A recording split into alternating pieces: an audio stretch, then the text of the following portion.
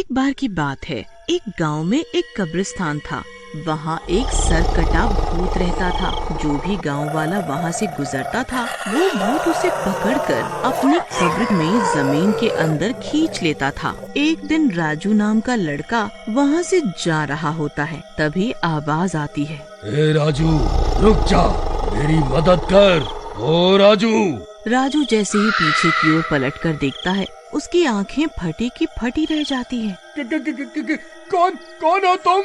अरे भागो रे, मम्मी बचा लो, मम्मी। राजू भागता भागता गांव पहुंच जाता है और अपनी माँ को सब बताता है। राजू की माँ शीशा लेकर आती है और उस भूत को दिखाने लगती है। ये देख, इस शीशे में तुझसे भी ज्यादा ताकतवर भूत है, भूल गया? चल भाग यहाँ से।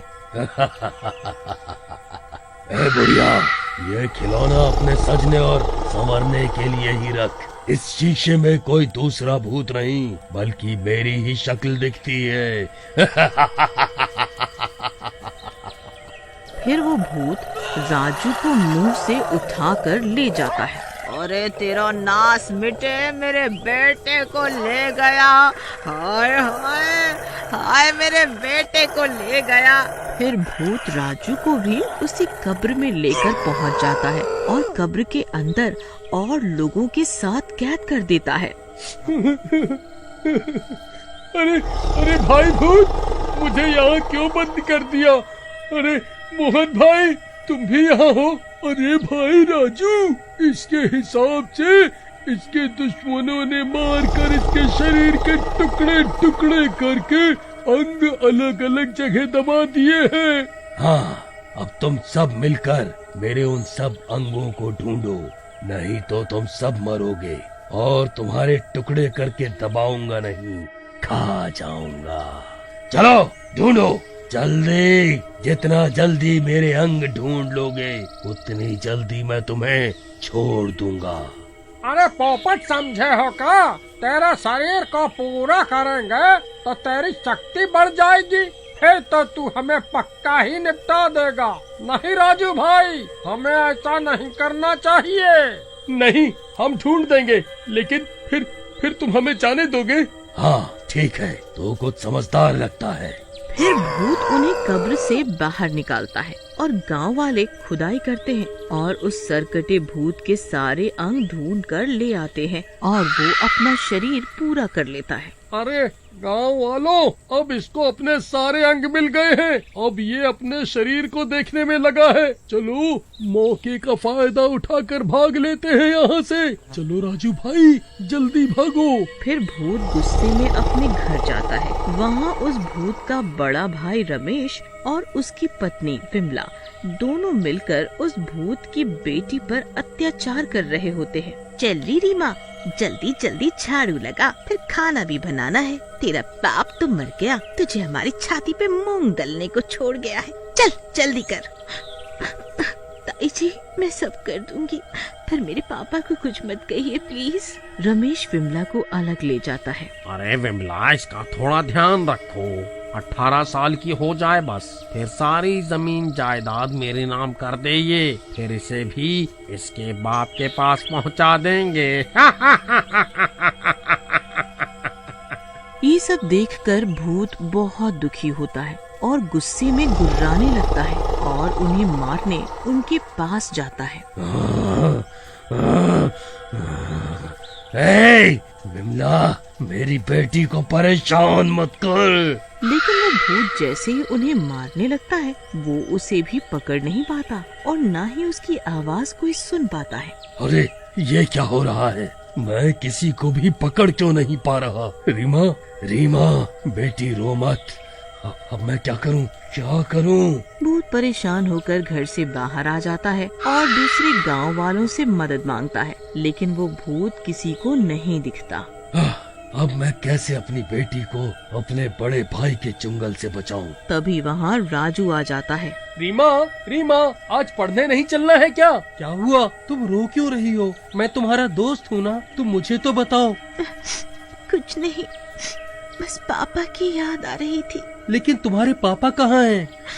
पता नहीं, एक दिन रोज की तरह खेती करने निकले थे और वापस ही नहीं आए। उस दिन से मैं उनका इंतजार कर रही हूँ। ताऊ जी कहते हैं कि अब वो कभी नहीं आएंगे। तुम चुप हो जाओ, रो मत। तुम्हें कोई भी जरूरत हो तो मैं हूँ तुम्हारे साथ हमेशा। भूत वहाँ खड़ा सब देख रहा होता है। राजू जैसे ही वहाँ से निकलता है, भूत भी उसका पीछा करने लगता है और राजू के घर तक पहुँच जाता है। राजू, सुनो राजू। राजू पलटकर देखता है तो उसे वही भूत दिखता है। अरे मर गया रे। अरे भूत जी, आप यहाँ कैसे आ गए फिर से? अब तो मैंने सब गांव वालों को मना कर आपके शरीर को पूरा करवा दिया। अब तो मेरा पीछा छोड़ दो। भूत खुश होकर, क्या कहा राजू? तुम मुझे देख सकते हो? अरे देख सकता हूँ मतलब? आपको देख रहा हूँ तभी तो डर रहा हूँ ना। मुझे नहीं पता था भूत भी मजाक करते हैं। मुझे जाने दो भूत जी प्लीज। राजू भागने लगता है, तभी भूत उसका हाथ पकड़ लेता है। अरे छोड़ दो मम्मी, मम्मी बचा लो मम्मी। तभी राजू की माँ राजू की आवाज सुनकर घर से बाहर आकर देखती है। अरे क्या हो गया? क्यों चिल्ला रहा है? अरे माँ, ये भूत देखो फिर से आ गया। मुझे छुड़वाओ इससे। है भूत? है? कहाँ है भूत? अरे बावला हो गया है क्या? मुझे बाजार जाना है, तंग मत कर। ऐसा बोलकर राजू की माँ चली जाती है। मजा आ गया। क्या मजा आ गया? एहसान फरामोश भूत हो तुम। मैं तुम्हारे कितना काम आया, तुम क्यों मेरे पीछे पड़े हो? राजू, मेरी बात सुनो। मैं तुम्हें कोई नुकसान पहुंचाने नहीं आया हूँ। राजू सुनता नहीं और भागकर अपने घर का दरवाजा बंद कर लेता है और बिस्तर पर बैठ जाता है। आलतू जलाल तू आई बला को टाल तू, आलतू जलाल तू आई बला को टाल तू। अरे कहाँ फंस गया? तुम अंदर कैसे आ गए? दरवाजा तो बंद है। मुझे कोई दीवार, कोई खिड़की नहीं रोक सकती। एक बार मेरी बात सुन लो। अरे मैं ही क्यों सुनूं? तुम किसी और को जाकर सुनाओ ना यार। क्योंकि सिर्फ तुम ही मुझे देख पा रहे हो। मेरी मदद करो, नहीं तो मेरी बेटी को मेरा बड़ा भाई मार देगा, जो तुम्हारी सहेली भी है। रीमा, तुम्हारी दोस्त मेरी ही बेटी है। क्या बकते हो? अरे बेवकूफ समझा है क्या? हाँ, सच में मेरे भाई ने जमीन जायदाद के लालच में मुझे मार दिया था और मेरे टुकड़े टुकड़े करके दफना दिया था। लेकिन मैंने पहले से ही सब कुछ अपनी बेटी के नाम किया हुआ था। अब वो 18 साल की होने वाली है। जैसे ही वो 18 साल की होगी, मेरा भाई रमेश उससे सारी जमीन अपने नाम करा लेगा और मेरी बेटी को भी मार देगा। राजू सब सुनकर बहुत हैरान हो जाता है। कई सालों से मैं तड़प रहा था। तुम्हारी वजह से मुझे मेरा शरीर मिला। तुमने ही गांव वालों को राजी किया था, इसलिए ही शायद मैं तुम्हें दिख रहा हूँ। अब सिर्फ तुम ही मेरी मदद कर सकते हो मेरी बेटी को बचाने में। मुझे तुम्हारा शरीर चाहिए थोड़ी देर के लिए, प्लीज। तो ये बात है। ठीक है, मैं आपकी मदद जरूर करूँगा। अरे राजू, तू फिर आ गया। तुझे मना किया ना, रीमा से नहीं मिलेगा तू। चल जा। आ जाता है मुंह उठा के बार बार। ऐसा कह के रमेश राजू को धक्का दे देता है। तभी राजू के अंदर भूत घुस जाता है। राजू का रंग नीला हो जाता है और आंखें लाल हो जाती है। रमेश, तूने मुझे मार दिया पैसों के लालच में। अब तू नहीं बचेगा। तुम कौन हो भाई? मैं पहचाना नहीं? मैं तेरा छोटा भाई, जिसे तूने मार दिया। नहीं भाई, मुझे छोड़ दे। वो तो मैंने इस करमजली विमला के कहने पर तुझे मारा था भाई। यही मुझे पट्टी पड़ाती थी। इसे पकड़ ले, मुझे छोड़ दे, इसे पकड़ ले। वाह रे वाह!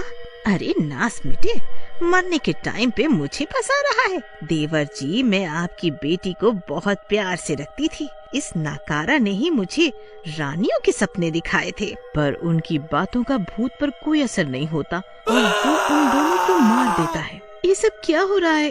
राजू, तुम्हारे अंदर सच में पापा है क्या? हाँ बेटी, मैं हूँ राजू के शरीर में। अब सब ठीक हो गया। तुम हमेशा राजू के साथ रहना, ये अच्छा इंसान है।